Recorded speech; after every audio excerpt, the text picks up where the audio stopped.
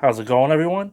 Milwaukee coming back at you once again, and today we're going to be discussing Batman, The Dark Knight, Golden Dawn by David Finch.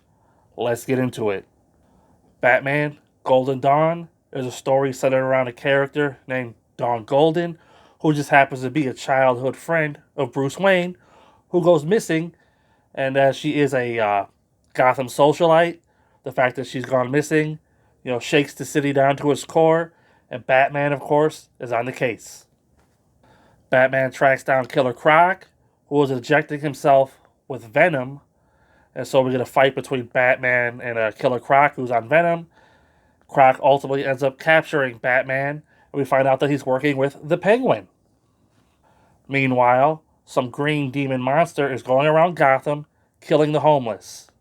Etrigan the demon joins the fight because he senses this green demon out there in Gotham doing all this killing, and he decides to go after the green demon.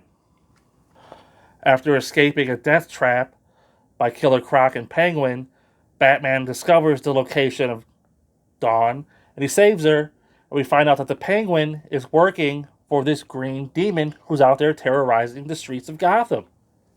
And it turns out the big mystery of this story, it's not really a mystery, they just sort of dump it on you as like you're supposed to care, but the green demon turns out to be the father of Dawn Golden, who's a member of this cult who wanted to use Dawn's body as like a surrogate. He was going to, Palpatine into her, just like Palpatine was going to jump into Rey's body. The father was going to jump into Dawn's body so he could like live forever or whatever.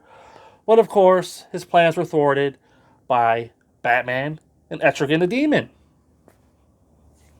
But in a twist, something you don't really see coming, because these superhero stories, Batman always wins, right? It's kind of hard to spoil a Batman story because Batman's going to win, Superman's going to win, Spider-Man's going to win.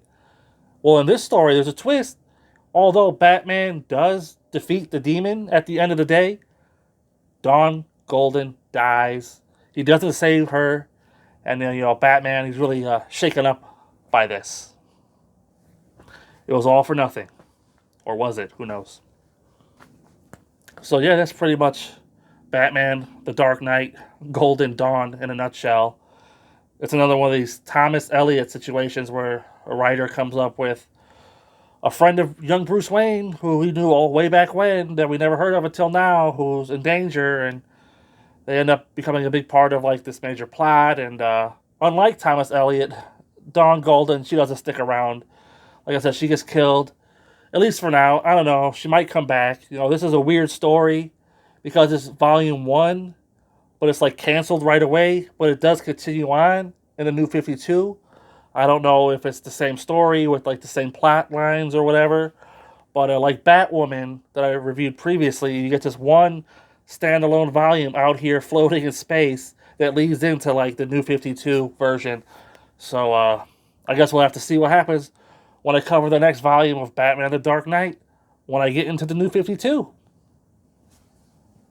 Also, I want to say a lot of times I find these artist turned writer stories to be pretty bad, and Batman the Dark Knight Golden Dawn is no exception.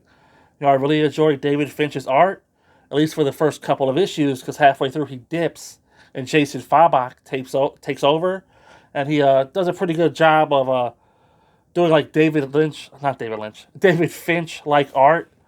So the volume, it reads pretty well, like art wise. It's not jarring like it can be when you have some artist changes.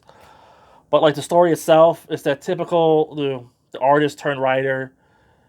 It's just not paced well or whatever, or the plot is all over. The art is fine.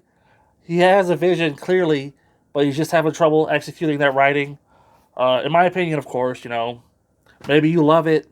You love the disjointedness of it. You love the way things are just happening on the page. You just love it. You can't get enough. For me, I like to be led along with the writing, from panel to panel, page to page.